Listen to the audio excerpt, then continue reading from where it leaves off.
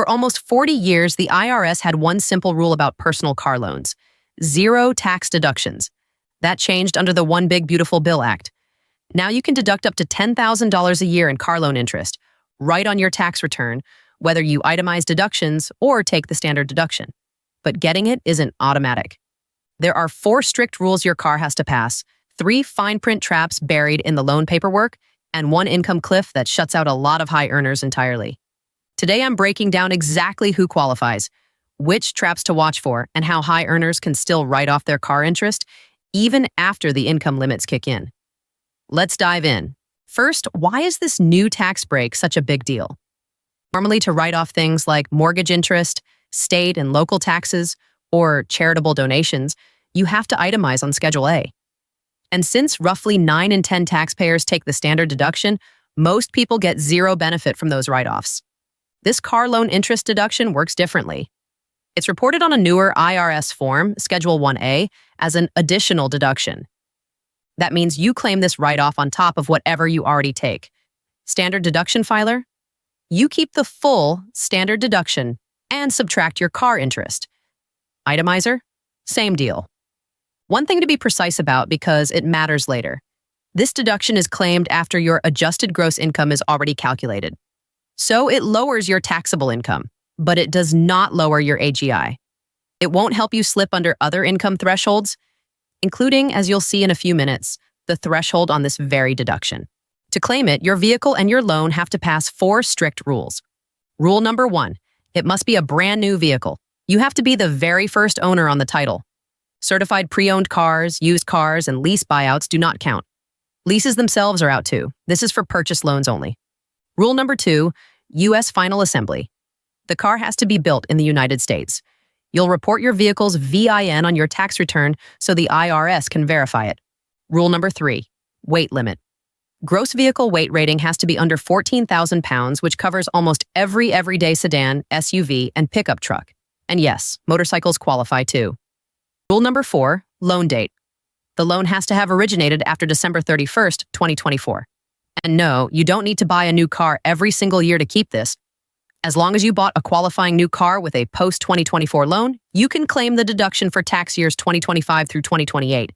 One more thing worth knowing, the $10,000 cap is per tax return, not per vehicle. 2 qualifying cars in the driveway doesn't get you $20,000. Now, those 4 rules are the ones everybody talks about. But there are 3 more buried in the fine print, and they're the ones I expect to trip people up.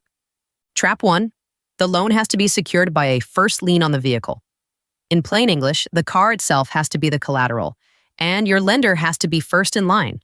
So if you paid cash for the car and then took out a personal loan or a home equity line to cover it, that interest does not qualify.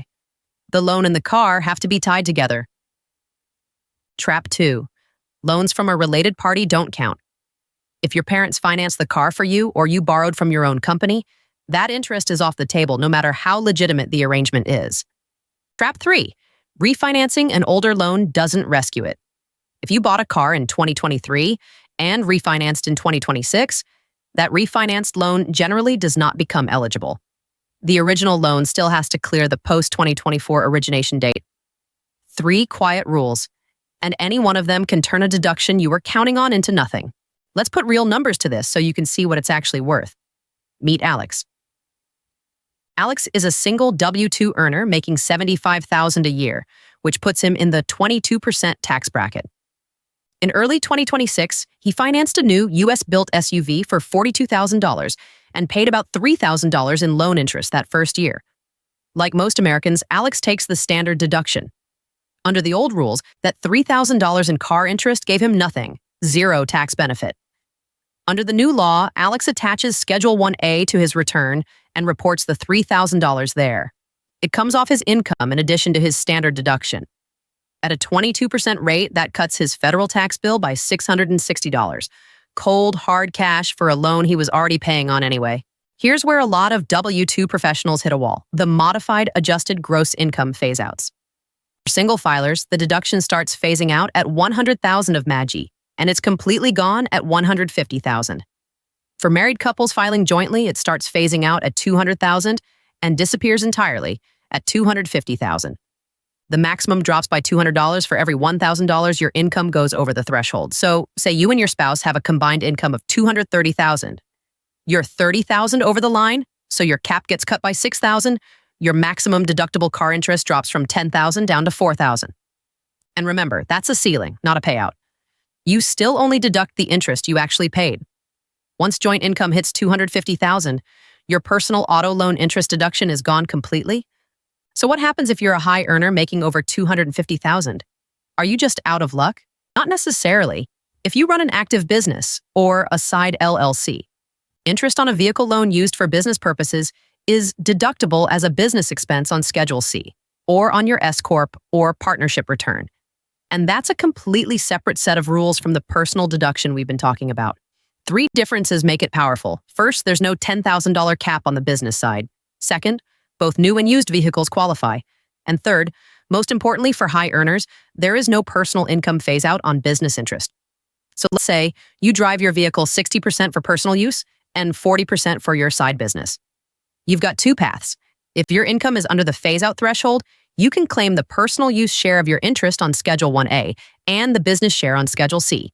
If your W-2 income has already phased out your personal deduction, you write off 40% of your auto loan interest on Schedule C as a straight business expense. Because business interest has no personal income limit, high earners don't get shut out. Just keep 2 things in mind. You can't double dip. Every dollar claimed on Schedule C reduces your available personal deduction dollar for dollar, and your business use percentage has to be real and documented, which brings us to the paperwork. When tax season rolls around, watch your mail for your lender's annual vehicle loan interest statement. Lenders are required to report your total interest paid, the loan origination date, and the vehicle VIN. Beyond that, keep 3 things in a folder somewhere you'll find them. Your purchase paperwork showing you're the original owner, documentation of the VIN and U.S. final assembly, and if you're claiming any business use, a detailed mileage log.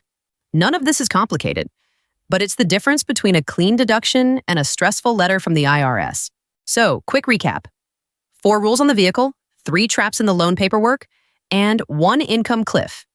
And if that cliff catches you, the Schedule C path may still be open. If you found this breakdown helpful, hit that like button and subscribe to Next Gen CPA for straightforward tax and wealth strategies. Thanks for watching, and I'll see you in the next one.